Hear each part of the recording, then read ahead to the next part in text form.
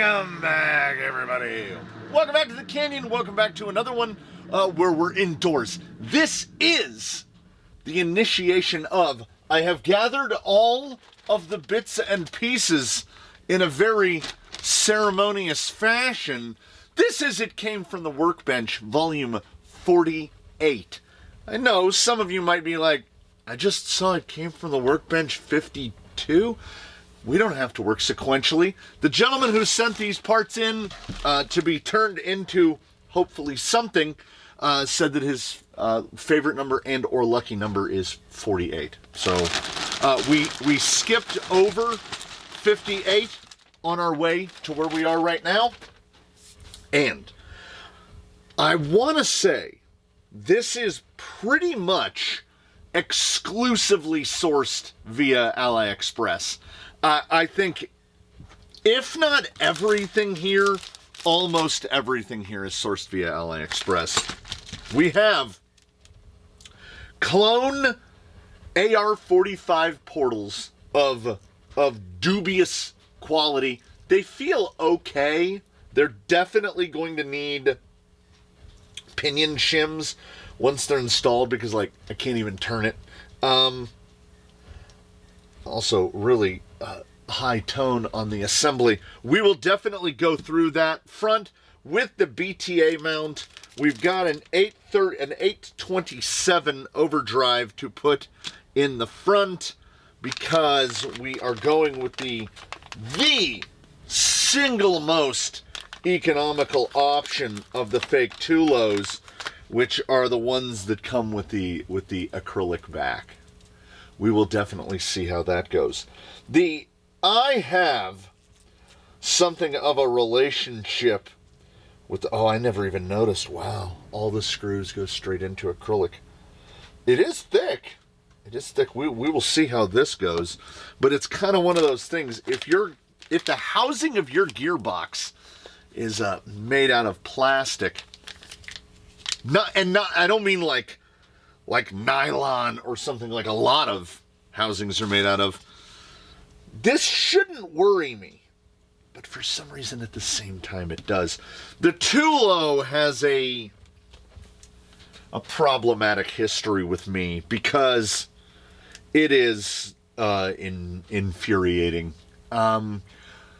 Fitting this into most chassis, because it is quite wide, 77 millimeters, something like that.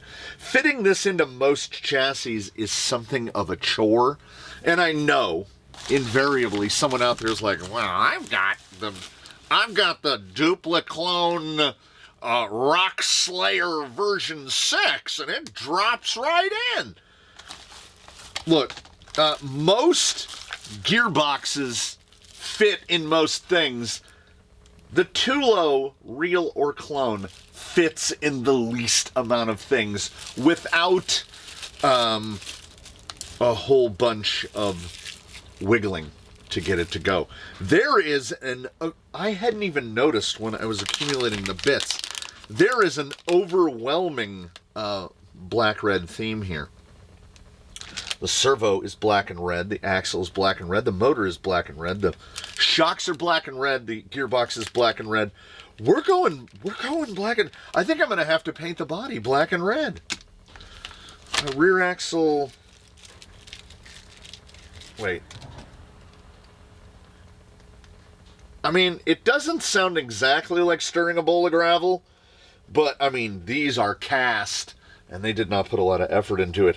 That is not necessarily the death knell of stuff. I have plenty. I have built... Oh, programmer. I have built numerous builds off of dubious materials, and they all seem to work out fine. Something either fails immediately or it just keeps going. Cut to lengths, which are great. RC Lions, X speed for 313, 324. High clearance with, well, let's pop one of this is open right now. So it is raining heavily. It's not raining heavily at this exact moment. It was raining heavily about 10 minutes ago. I said that the thing that's keeping me out of the shop, keeping me away from building this, is I said the conditions need to be just right. And the conditions felt just right. We even have wheels and tires, which amazingly are only black and not black red. I don't know how I feel about these. These are fake approaches on some, what color are they in there? Just J Concepts. Should be absolutely fine. We're not going to get a ton of weight on this thing when it's done. And what we are going to do is we're going to try something new. What I do is I traffic and trade in the bespoke. When I make a chassis, I tend to make it once. And it has been something that I have wanted to do, which is build a chassis that accommodates the Tulo gearbox without having to carve up the chassis to get it to fit. So that is what we're going to do today. I may indeed have to fashion an adapter plate. I have an idea, okay? But I can't really illustrate the idea to you until I dig through the bin of rod ends. Well, first thing, what we have to do is we have to make sure that the heavy-duty TRX4 clone Mias rod ends will fit into these. Yes, and they will. So what I need to do is I need to put all the links together, because if you'll notice, there is something conspicuously missing here, and that is chassis rails. So I have the opportunity, I have a building full of tools, and I didn't bring it. Because I made my Jolly Green 6x6 chassis, which is enormous, twice, this is the total of aluminum sheet that I have left. This is 2 chassis worth, because you end up cutting a bunch. You end up throwing a bunch away. You cut out a big plank of aluminum and you cut about 70% of it away. So as all I have is this, which means it's effectively enough to do it, but I would call it more of a one and done. We're gonna prototype, because you know what I do have a lot of? 1/8 inch hardboard, like a lot of it. When I was using it, I had to, something family related, you know, the in-laws. I had to cut up 4 or 5 sheets of this. I have strips, 8-foot long strips of this. I have a lot of this. And really, if we're going to be honest, it kind of makes more sense to at least make one mock rail out of the hardboard. It's very easy to work. We can get our holes lined up. But before I do that, what I need to do is I need to get the links assembled in the hope, because I almost said in the hopes that we use these links for the rig, but we haven't built a chassis yet. So the takeaway from that is I will just make the chassis fit the links and the axles and the shocks and everything else. I have the freedom to put the link mounts wherever I want them. And I have the freedom to put the shock mounts wherever I want them. And, yep, there's the fronts and there's the rears. So we're going to go skid wherever. Are we going to put an angle on it? Maybe. We're really playing this by ear all the way. I just know for a fact I'm not doing chassis mounted steering with this. We're going to have to jump through enough hoops to get this infernal thing in there. I will bolt this up right away so that it will clear the chassis. We're gonna do this. We're gonna do this, and we're gonna have this. And some of it is almost certain to be arduous. The microphone is gonna pick up a little bit of everything today. The rain is not supposed to let up for another 9 hours from where we're standing right now. The amplifiers, I don't know how well it's picking up the hum. The amplifiers are giving off a nice wet day hum, because ordinarily it sounds like this in here. So that's going to be on. Every time this is off, that is on. So I have to go through the joy, just the unmitigated joy. If you've ever done this before, you know exactly of what I speak. We're probably just going to go angled, not straight. We're going to go angled on everything. And you get yourself a bunch of links out. And we'll get our tool out to make sure that we're doing them all to the same length. They're getting a little feisty. There we go. We get that started. And then we have to do this like 20 times. We'll have to get our link checker out and we'll check it. It's mindless work. The shocks have also not been removed from the packages yet. I don't know if they're thread-in bases or clips. You can't even do the trick to get the zipper bag to open. We can also lean the shocks over quite a ways so that we don't have to worry about the included spring rates. No. I was going to say that almost feels like there's a piston in it, but no. These are clip bottoms. Hey!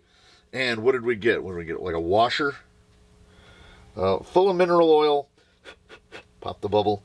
It has the 7mm piston like what you would see in a Traxxas GTS.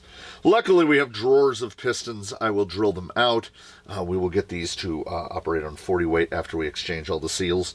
And, unlike most of these, the cap is a reasonable approximation of the color of the body. It's not the same color. If you get it at just the right... There you go. One is like a red... Like a deep metallic red, and the other is like the color of Heinz ketchup. And the cups are somewhere in between the two, a little more pink to that. That is what you get when you go for the ultra inexpensive. So I am going to assemble all of the links, and then we're going to do a quick Bosch where we're just going to do the simplest thing you can possibly imagine, which is we're going to lay this out. Look down upon it and figure out where we want to place this stuff. Because here is my idea, and here's why I think this might not line up with my hopes and dreams. I want to put the motor basically out on the chassis side, because this is offset pumpkin. So a little glimpse into the future. I want to line that up just like that, which will basically put this output dead center in the middle of the chassis to line up with that. Now, how much we're going to have to tweak. The middle of this chassis right now is going to be a real dog's dinner, dog's breakfast. It's going to be a real chewed up situation until we figure out where do the rails need to go in order to mount the front upper links of a 4-link front end without interfering. Like, we can't get this drive shaft too close to the side of the chassis. And we don't have a ton of separation, 12 millimeters or so, give or takes. But I'm not going to get to the mock-up yet. I've got to assemble the links. I will replace this, hopefully. Might be too long. We can cut it. I don't like any of this operation at all. I don't like any of the hardware that come on these axles. I don't like these axles in general, but we work with what we have. It feels like trying to pick a combination lock. Bunch of links to assemble. Maybe I'll pop one of these open so we can see what it looks like on the inside. C-clipped, of course. And then we can get to mocking up the layout, and then I can get to mocking up the first rail. And then after we've mocked up the first rail, this is how I should have been doing it from the beginning. I'm going to make myself a whole pile of these to build chassis out of, because this is 17 inches long, 17 by 4.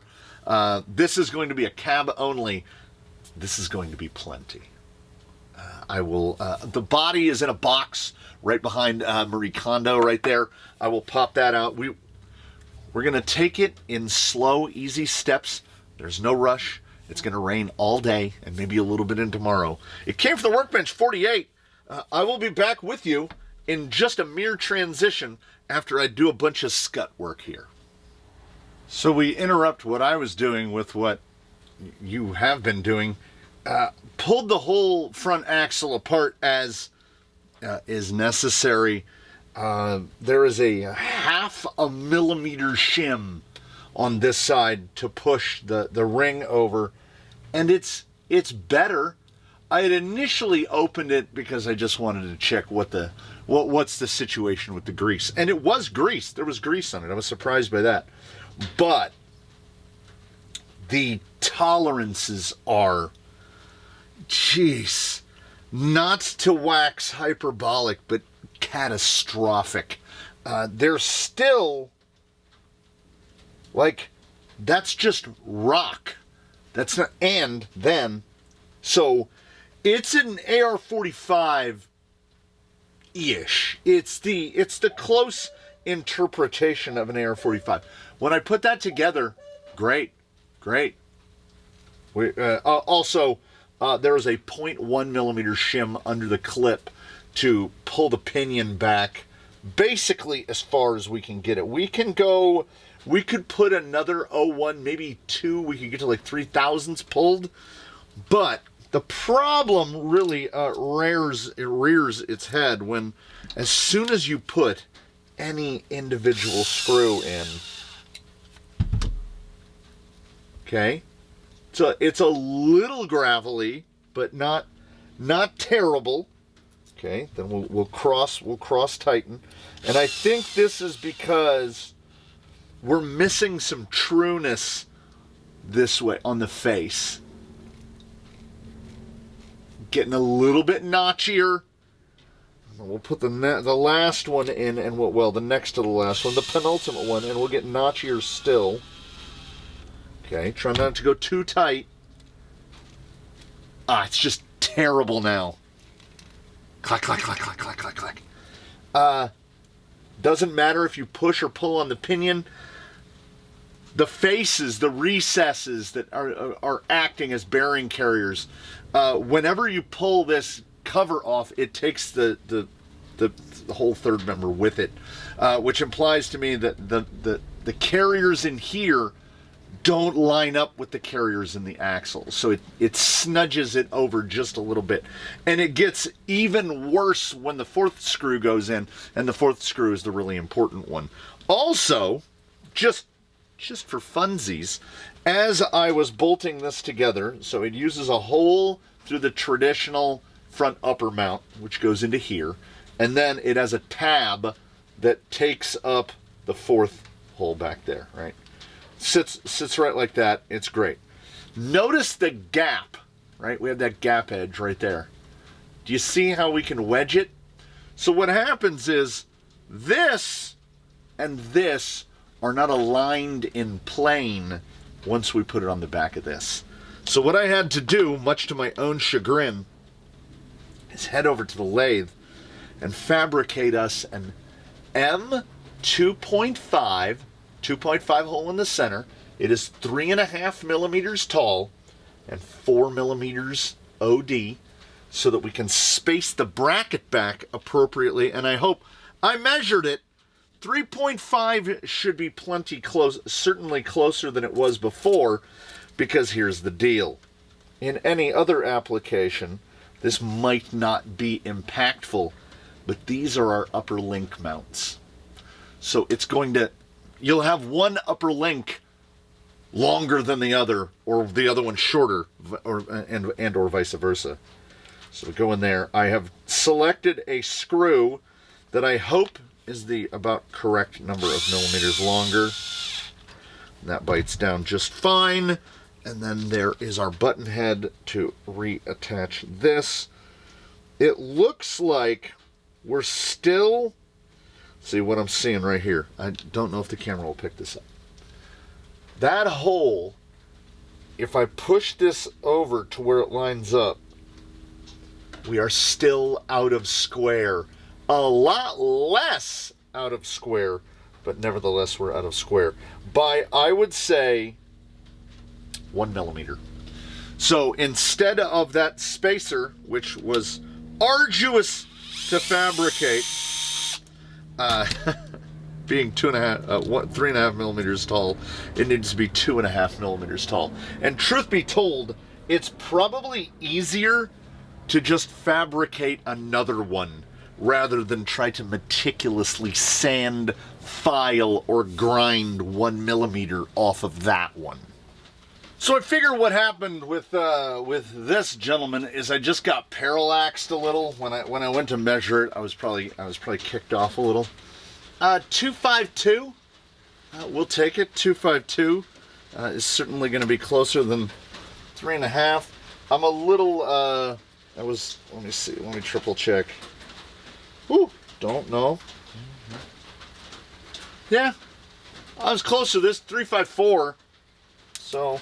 Oh, well, I just, the 3.5 just went to the nether dimension. I just dropped it, so we may never see that again. Let's not drop this one, shall we? It's got a little burr on the inside, so we gotta run there we go. Okay, will that make all the difference? Let's find out together. 2.5 mil spacer, and out of my way, stupid wire. Ooh, that looks pretty close. It might be over a hair, but nope, it's not. It had to pop back into place. Well, let's triple check our work.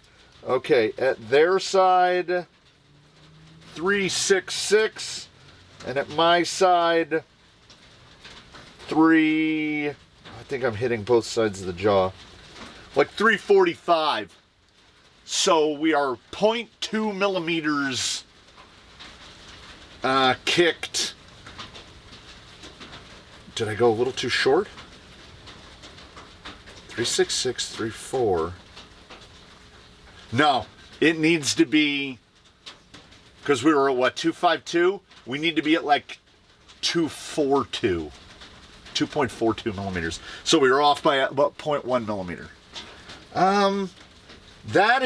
That's okay. It's not great, but it's certainly better. They also run no bearing in the outer, and I did not want to get into the investigation enough to determine if that's because it won't clear the universal, but we'll do that right now. This is stuff that if I put it off, I'm not going to do it. So we're going to do it right now. No, there should... Oh. Yee. Okay. We can now see... Remember when I spoke about tolerance? We can now see why there's no bearing at the output. I think you can kind of see it right there closely enough. The shaft is not coming out of the middle of the axle tube. It is... Jeez. That has to be half of the thickness of the tube lower. So if you put a bearing, you wouldn't even be able to fit it inside the C-hub. So this implies to me that either the box, and I'm not going to go ahead and try to put an axial box in it, either the box is too low or the C-hub is too low relative to the center, the center axis of the axle. Now, we can hope that we're not going to have to worry about it in the future. It may well come back and attack us, but we're just not going to try to better it. Purple thread lock. If you're using something other than purple thread lock, go buy purple thread lock. It is low strength. It is designed for small fasteners, and basically all we traffic in is small fasteners. For those who may or may not know, blue thread lock, the good old Loctite 242, and all of the other manufacturers and approximations of medium strength thread locker is designed only for fasteners 1/4 inch or larger. So it is basically it's too heavy duty to use on axles. So I don't think that I have anything in an RC or crawler application where I would use blue, save for, just consider it a lower strength adhesive. It's not like you're putting super glue on it, but if you are planning on assembling something, beadlock, what have you, something that you have no future plans of ever disassembling, go nuts, man. Glue that thing up. Yeah, this is, in terms of shoddily made, inexpensive axles, these are definitely up there. The clearances should be pretty good. It has a vestigial travel stop on the portal box, which right here, it's just a little wing, and we can still get that. That actually looks like dead 45 to me. So with the quality of these, yeah, it just stops us before they're gonna hit. So I don't think I would grind any off of those travel stops. So they are not vestigial indeed. They are indeed functional. And look, we can turn the axle back and forth now. All we had to do was shim it. Basically, the servo mount has now been shimmed. So while I've got you here, while we're at it, we need to disassemble the rear portal boxes. We will put a little bit of grease atop them. Oh, let me check here. Yeah, the rear is much better than the front. The rear is much better than the front, which is not surprising. But as you know, in order to get the look at the stack. Look at the stack of shims behind that gear. Oh my God. That's like 4 shims. Oh no. But on the one hand, oh no. On the other hand, oh yes, somebody shimmed it out. Now, it's a straight cut gear interfacing with another straight cut gear, so the shimming is really to line up the hex on the outside. It's not assisting in our mesh in any way at all. They are not bevel gears. They are not. Is hypoid the word I'm looking for? They don't interface on another plane. That's 4. Oh. Did I miss a screw? No, I did not. I did not miss a screw.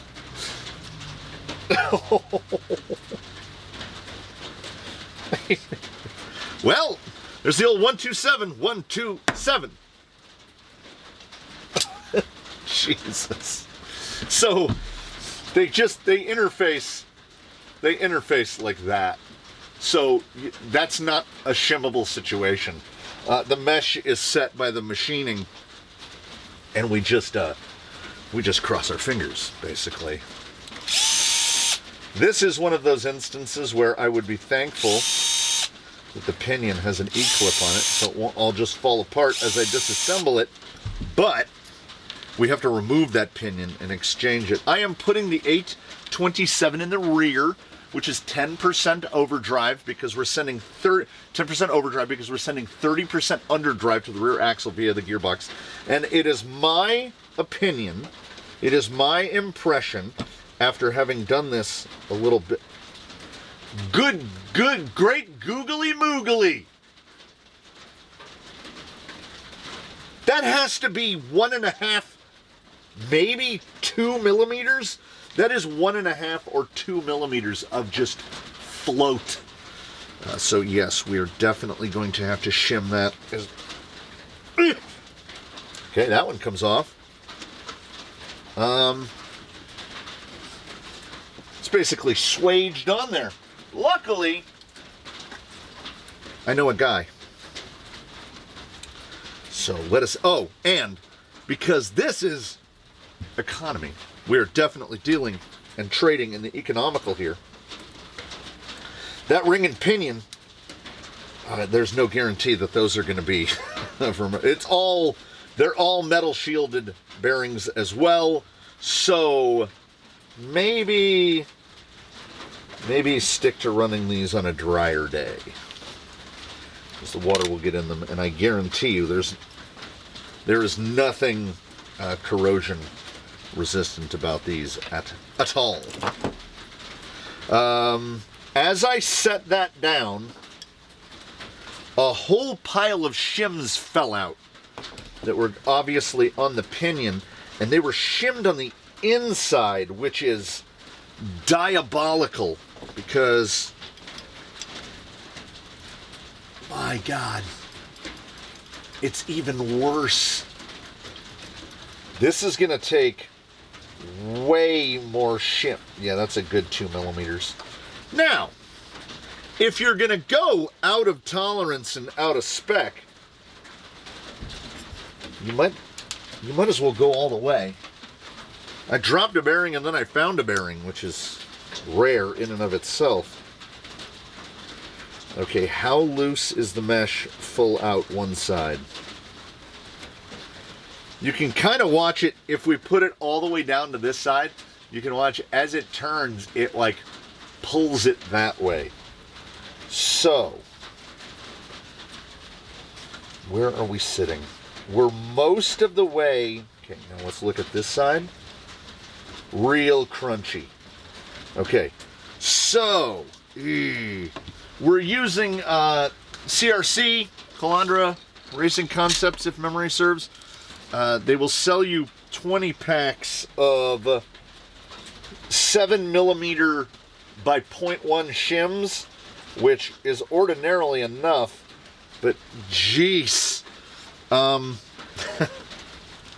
Okay, we need to push that way. So I'm going to start off with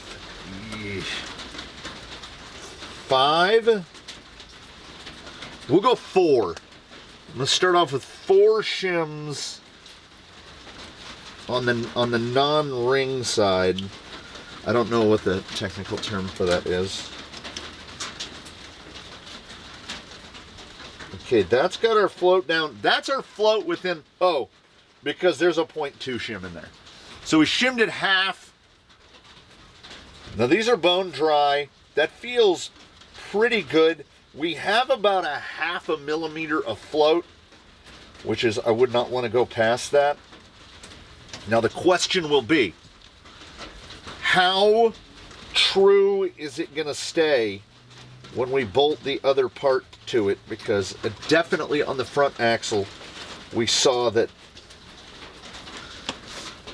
the carrier, we'll call it, does not line up. How is our depth on that? Let's see. We might actually be a little shallow. Yes, we are definitely a little shallow. There's no way that pushes in that far. We can go, we can go a shim underneath the pinion. It only shows itself after you grease it. I kind of use the grease as my, what is it? Whatever the gear, whatever the compound, the yellow stuff that you put on gears to check your mesh. That's a really tight. Oh, that's really thin. That's a 10th. I'm gonna go 2.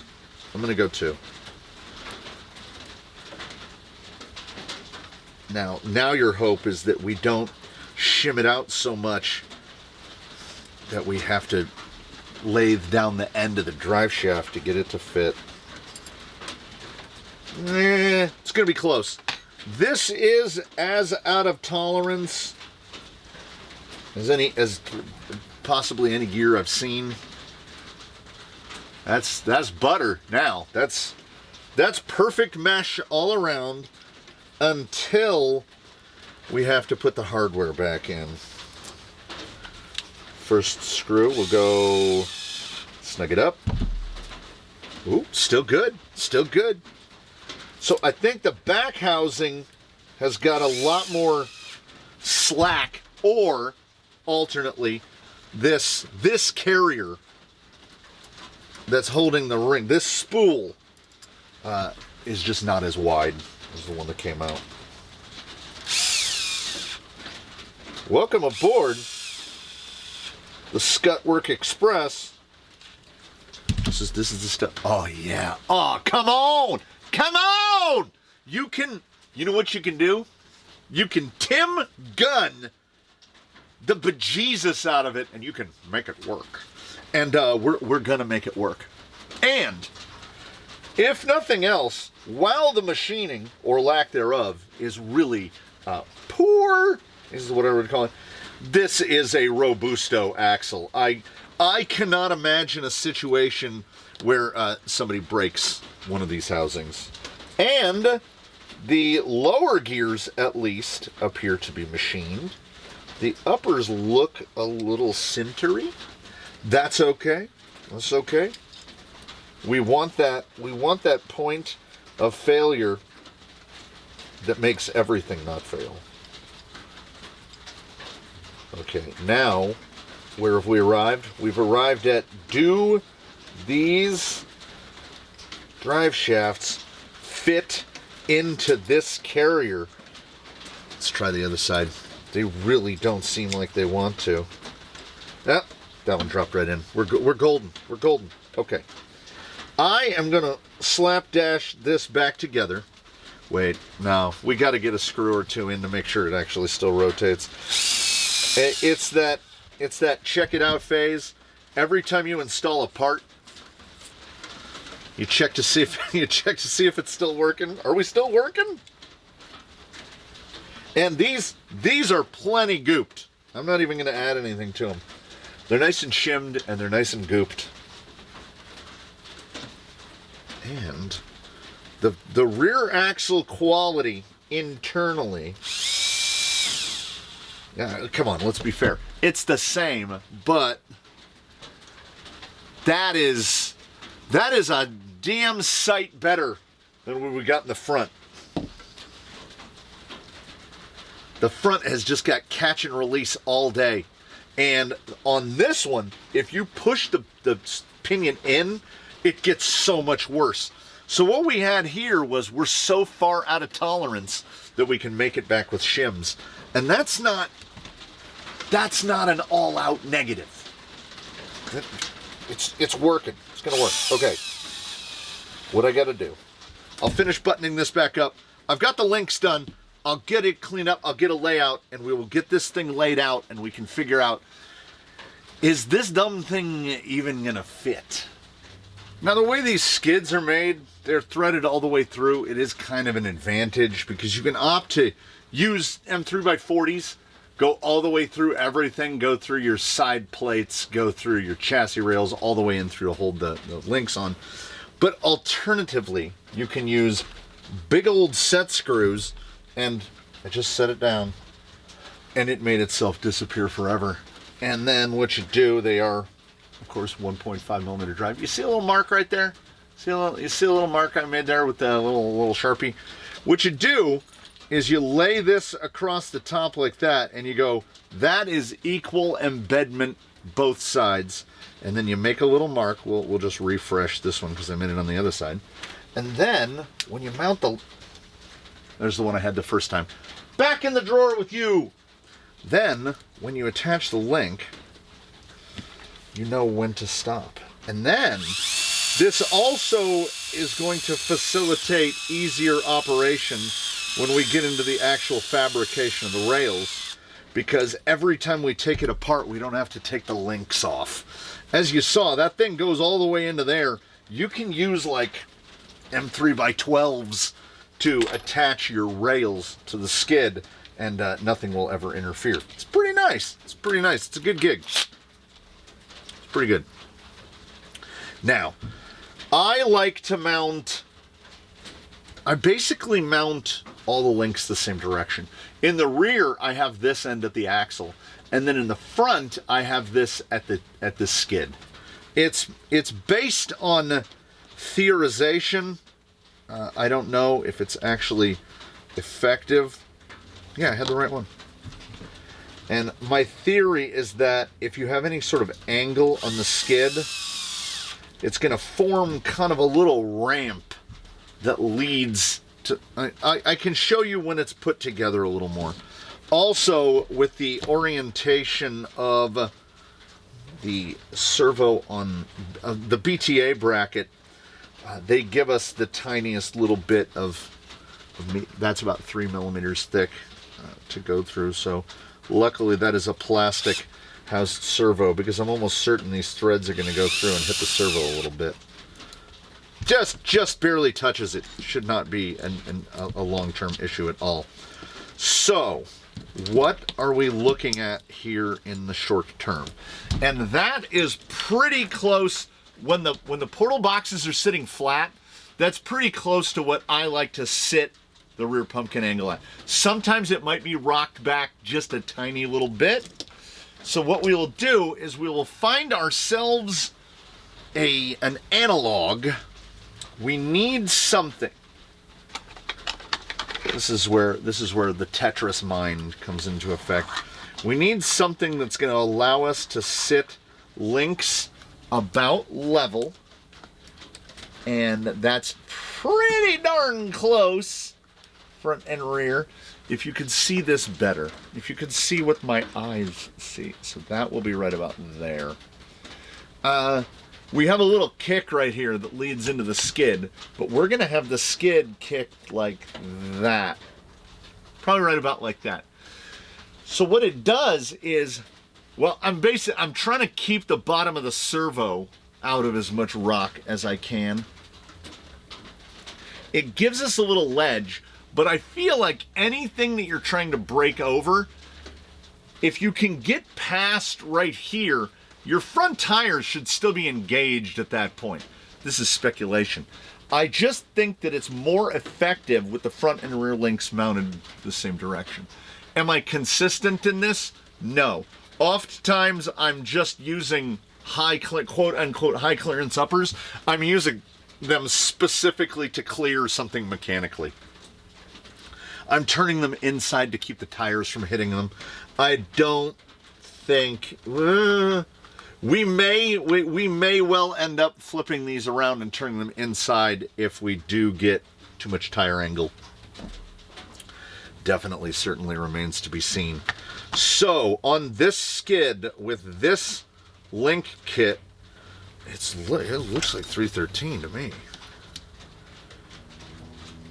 318, so just under 320. That's absolutely fine. Now, the questions begin to fester. Skid width, 78. Okay. Gearbox. If we wanted to mount the gearbox in the conventional position, that would be right here. And sure, it would make lives a lot easier, would it not? The problem with that is, does anybody see that this link basically wants to be right where this output is? So you can go for big link separation and get this link. Now, and mind you also, this is going to be tilted. So you have to go even higher with your link separation. And it's more link separation than I want. So I am in the business of giving you the business. And business is good. So, as we have no rails, and our rails are currently existing in the form of just a sheet of aluminum and a couple little tabs of hardboard, let me tell you, hardboard is not what it used to be, that is for sure. That's the clock that I would prefer. I think this gearbox came with the little piece, the little over piece. It might not have. If it didn't, it is not a fatality. We can fabricate another one. We're going to have to make some pieces. We're making rails. We're going to have to make the sides to hold the battery. You know what? I don't like it. I don't like it. We have 4 holes to work with. Well, I mean, that might line up with the pinion that we need. Gearing choice is in the wind right now. I have no idea what we're going to need. Yeah, okay, we'll just use that for a mock because that's the attitude the motor is going to sit at one way or the other. The wires, too low. Like, you see how much more space we have this way. We can't get, we're going to have to mount it with it pointed out. And it's going to be pretty far out if we can get far out, man. It's going to be pretty far out, man, if I can get this thing where I want it to be. And I must say, spur's not bad. I've seen far worse on clone boxes. So what I want is,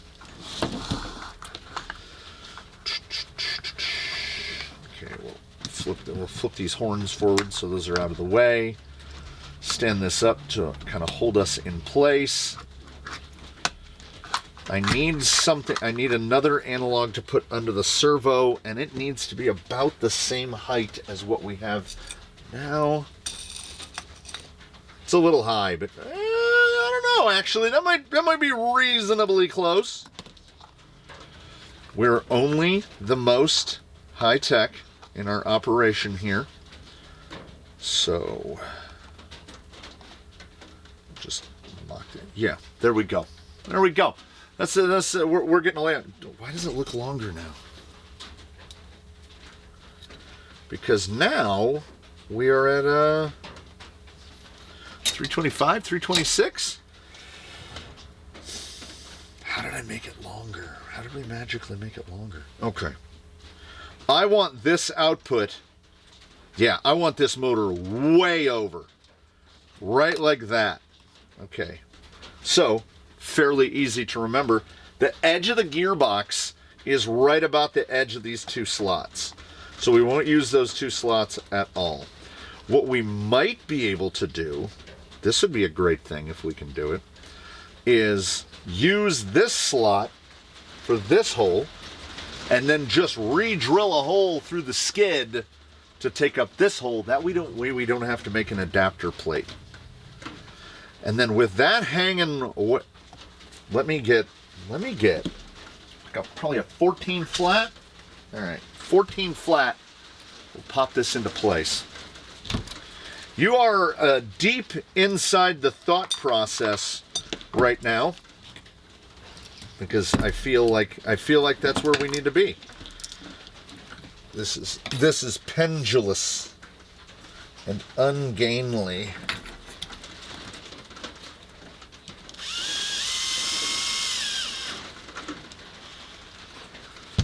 Okay, that seems about right. All right. I usually get my blocks of wood, and then it's a lot easier to orient everything. Okay, that's way out. All right, but how's that look? Yeah. All right. And then, of course, I will fabricate. This guy might only have one chassis side, because that chassis side will be our point of mounting for. So we'll have a battery right there. Let's say that the battery's right there, because then it'll hold itself. That should get us a decent balance. We should get a decent weight bias from that. And it doesn't look, yeah, we should be well clear. He's going to be, I'll tell you right now, he is going to be a little bit of a fair weather friend, because I don't know if I'd want this guy. Well, does it really matter if he's in the middle or whirling away out on the side? I'm not entirely sure that it does. And, oh yeah, it's good. It's real good. It's real good. It's going to be so much easier to mount these. Now, the chassis is going to be a little wild looking, potentially. And the beauty of that is I'm only building one of them. So where are these going to go? There is, is there enough room there? Ooh. The front. Spacer maybe? Ooh. Front uppers. Honestly, I hate this. Oh, this is where it starts to get inside my head. At this point, it's going to start to get easier than if we were doing a 3-link with chassis mounted steering, because then this link goes away. We don't have to worry about anything over on the drive shaft side, because that's going to sit right like that. That drive shaft is going straight over the top of the link. Are we gonna have to vanquishize the front end? Build a skid from scratch? You know what I need to do? I need to have a minute. You know what I'm gonna do? I'm gonna take a minute because I gotta sit back and think. Okay, if we spread those front links out wider, we're gonna drop that front triangulation, but we'll get out of the way of the drive shaft. Also, we can give ourselves a place to mount the front uppers that is not going to interfere with the drive shaft. I don't like a huge amount of front link separation. I definitely trend towards more in the rear. The rear of this vehicle is not going to be a problem. I would love to just use that skid, but what if we have a link? What if we have a drive shaft that we can cobble together? That looks pretty close. Just to see what do our clearances look like. Clearance. It's a hair too long. Oh, no, it isn't. Ooh. That would be like high clearance link upside down to clear that. Ooh, that front, that upper.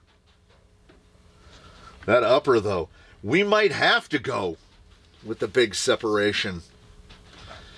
Alternately, I don't know if that... maybe...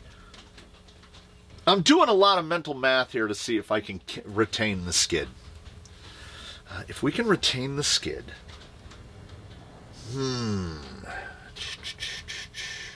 Modify the skid? No. Where is that front upper going to mount? It's going to have to mount pretty high, like up around there. And then, how are we going to mount it? Because the chassis rail cannot exist right there. You're trying to mount it in a space that doesn't exist. Is it easier? I mean, do we go... I can put... This is the chassis. I can put the panhard mount wherever it need to be. Is it going to be easier to chassis mount this? Yes, 100% it is.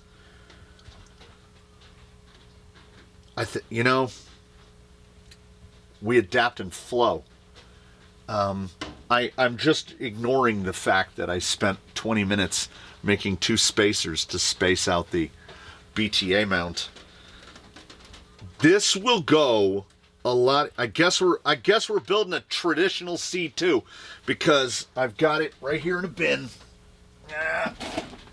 In the appropriately named assorted LCG bits bin.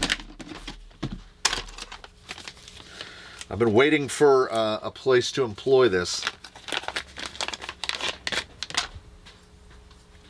It's shiny! Then we don't even have to build a wing. We can put the servo right here. Alright. We may well be, and I've got a bunch of other like little 3D printed bits in here. I've got parts from other LCGs. We may well end up really correcting course, but I'm gonna do something. I'm gonna turn music on and I'm gonna stare at it. I'm gonna stare at it for a little while because do you notice we've been here for a hot minute, and aside from bushings, which I'm probably not going to use, we haven't cut a single thing, because cutting back on is a real pain. It's easier to change trajectory now when nothing is yet settled. You also notice I did not get shocks in, none of that. Nope. We're not doing any of that. I haven't decided on what the angle of that's going to be yet. I knew this was going to be a complication, and I think it's a complication to the point that we're going to have to put the servo on the chassis. I am not one quick to volunteer to set up 3-link. But I do have control over a lot of variables right now. So, ooh, I need to dig through the bins. I need to dig through the bins as well. Where's my Vanquish bits bin? If there's a Vanquish panhard mount in here, because a midstream decision to completely change the steering orientation is not something you can do unless your chassis rail is still a square piece of aluminum. So we dig the bins and we find ourselves a couple of options for panhard mounts. We've got a Vanquish. We've got something approximating the way Vanquish does. This is from some nameless LCG setup. You got an Element. The Element gives you a lot of versatility because it allows you vertical. You can adjust the angle of it to match your servo. We also have, to go along with that, we've got this mount, which is kind of universal. We've got the one from a 10 Pro. We've got, I think, yes, we've got a Zoku laydown mount, which would be cool if we could and if we can. We've also got a TRX4 transverse. So what I've got to do is I have to take that stuff off the front axle. I have to look at how this is going to orient. We're basically, when we start cutting, when we get onto the cut on this, and man, I desperately want to cut some stuff, we are going to have to basically, the rear end is almost figured. The rear end is kind of figured out for us. We'll give ourselves options of different anti-squat placements. We will determine where the shock towers and the clearances are. We're going to cut it up. But in the front, the stuff gets tight and technical as to where the panhard mount is going to be to keep the panhard straight with the axle. The servo mount is going to be determined not by what I like, but by what gets the panhard and drag link to be the same length. I've done 3-link from scratch before. I've been fairly lucky at it before. This is going to get real interesting. We'll have to see where the high clearance is going to have to operate in order to keep that drive shaft above that. Probably just turn it over so it's on its side so it goes like that, and it's probably going to clear. There's a lot of probablys here, and how far we're going to get into this in this installation is yet to be seen. All right, listen up. I haven't cut anything. I'm not going to cut anything.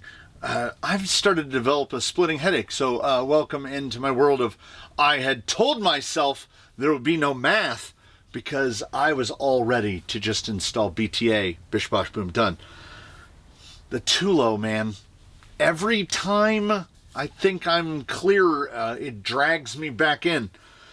So what I did is I knew I had in the bin from when I was working on the Basecamp RTR and correcting the abomination of geometry in the front of that. I had the stock panhard, which is a wiggly, crinkly, bendy boy, and it has to be because the axle side panhard mount is like below the top of the truss. So you have to have this crinkly offset end and a very thin link.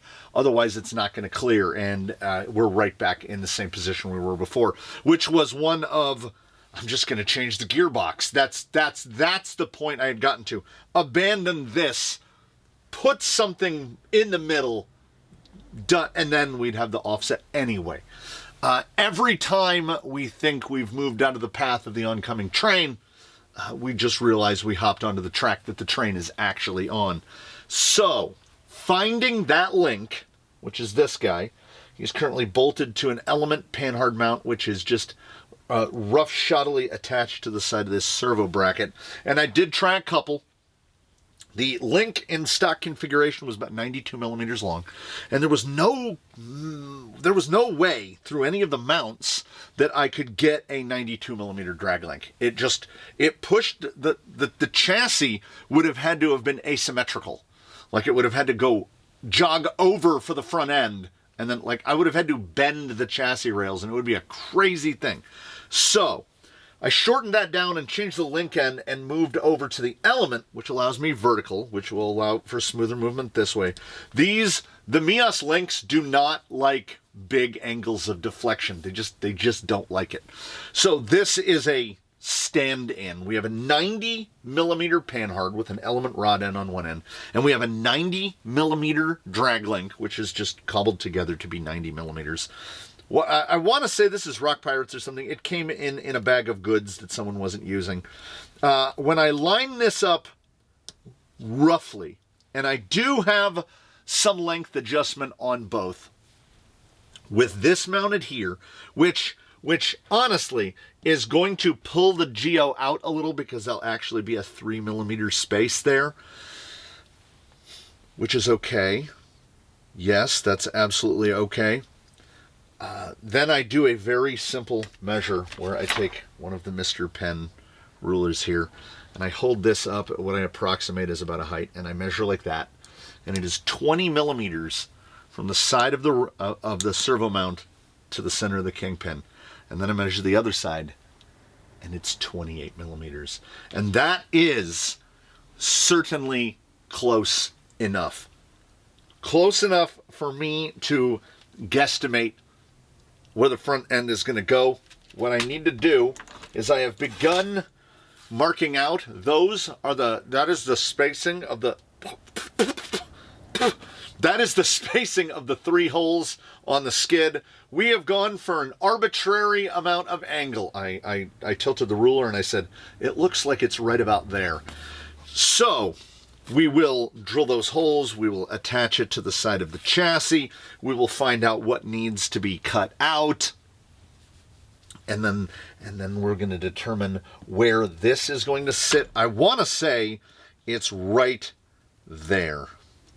It should be right there. I will drill and tap another hole into the servo mount. There's 3 holes there. I need a 4th.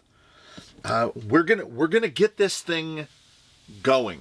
And I should, in the grand hopefulness, I should only have to make one of these. We just need to get this bolted up. Then we can make our marks to know where the servo tray goes.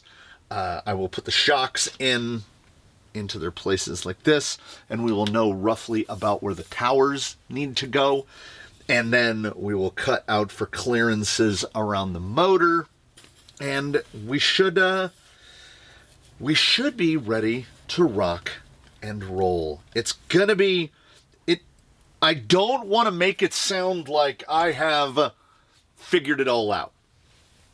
I think that I'm closer now, and it is not, it is neither comforting nor encouraging that the easier method, or what I determined to be the easier method, working with what I'm working with, barring the wholesale change of componentry, it's easier to go with a 3-link than it is to go BTA. That is generally the opposite of what tends to be true, but we do have to factor into this equation the 2-low and the motor way off to one side. I think everything is going to be all right. And I'm trying to talk myself into it, but really it did. I'm not a getter of headaches. I don't get headaches very often, but when I do, I'm starting to get the twitchy eye. I don't know what that's about. Stayed up too late, got up too early. I don't know. Maybe did too much math here in the afternoon. I feel like we're at the 33% mark. Making the chassis and fitting it will be another third. And then the process of refining and mounting the body and making sure everything is cooperating. I still have to go through the shocks and do all of that stuff, replace their seals, put pistons in them, do all that. And honestly, I do believe in the philosophy that you have to be in the mood to do the things. And I'm dropping stuff with too great of regularity. And I think that is the universe telling me, in no uncertain terms, put your stuff away. Try to clean up some of the mess that you've left on the bench. And then you know what you can do? You can come back on it with fresh eyes. And I hope that you will, one and all, do the very same. We're kind of trying to keep everything in this bin over here. That you will come back to see how much further we get. I have a problem. I have a list of problems. Let's not be ridiculous and try to refine it down and say that I have just one. The problem pertinent to this discussion is that I want to get it done in one. Done in one. I want to make the chassis and be done. I want to just bish, bosh, Bob's your uncle. And in this event, that's not going to work. Because what will happen is I will go one bridge too far, only to find now that we've gone too far and I have to throw away everything, all the work that we've done so far. So that is my excuse and my rationale for getting that far on the day, which was basically putting some links together. I do have takeaways. Look how nice that is. So nice. We're doing what we always do. On one hand, we're not plunging all the way in, which is what we ordinarily do. But, we are just letting the geometry sort itself out. Because while I harp on it a lot, and a lot of manufacturers get it wrong, riggedy wrong, we are allowing the shocks, the axles, and the set of axe speed links to basically determine the link mounting positions. Now, the extent of my input will be the amount of link separation that I opt for on the front and the rear. And a lot of that link separation is not predominantly determined by desired anti-squat. It's about how does it articulate smoothly? How do the ends not bind up against what they're bolted to? What are the physical clearances, whether that be around drive shafts, spur gears, motors, primarily drive shafts? Will they clear the tires when we're at full lock? I do take all of this stuff into consideration, and I do understand and realize that much of the time it must appear that I am just slapping pieces together, and I would be disingenuous if I said that sometimes that wasn't true. We're just putting pieces together to make them work, because this, minus the effectively unquantifiable time spent, if you want to evaluate labor cost, I don't know. I don't charge to build them. I build them because, for me, every one of these, regardless of what pieces are used to arrive at our end destination, is kind of a thought exercise. This is just upending the bucket of Legos onto the floor in the den and just building what's inside you. You see something and then you make that thing real. And I have, to a degree, seen something, and I am attempting to make that real. And you just gotta Bruce Lee it, man. You gotta be like water. And when the BTA says, I'm not gonna cooperate with what you've got going on here, BTA and a Tulo, SOA and a Tulo, probably. BTA and a Tulo, problems begin to arise. Also, if this was a pancake and not a 3542, we might have less issues there. But I'm not here about those issues. I'm here to confront an issue and not move around it, but just flow like water, man. Flow with it. We need to get this thing way off to one side so that we can get our drive shaft outputs aligned. And in doing so, we everything goes, everything shuffles over. So we will deal with that when we deal with that next time. Episode 2, Volume 48, Episode 2, we will cut. It won't take long to cut this. I know that is a hubristic statement. But I don't think it will take long to get our analog cut. And then, I can eyeball it and make a big chunky cutout. That's how we'll do it. I will drill the 3 holes in this. I will transfer the 3 holes to this. Sneaky peeky. And then when we cut out too much, we can make a second one. So then we can transfer that to, it's right here. It's right here. I did not put it away. We can translate that to the big clunk of aluminum, and then we will have made a thing. The episode following that, we should be able to take it out to where the rocks live, because the weather will be more conducive to that. Time in YouTube is purely a construct. When you view this relative to when I'm doing this motion right here, is indeterminate. I don't know. So, hopefully, we will get it cobbled together, affixed and fashioned, and then we will get to take it out and drive it and see how we did. And I've been having real good luck with ghost rides lately, so let's hope that that holds, because we're literally throwing it at the wall in the hopes of finding out what will stick. So come on back to see whether it sticks or not. I hope to have at least arisen the curiosity in you. It came from the workbench, Vol. 48. This is the end. Thus ends episode 1. In episode 2, we shall build. In episode 3, we shall get it fitted to Ghost Ride, and we shall drive.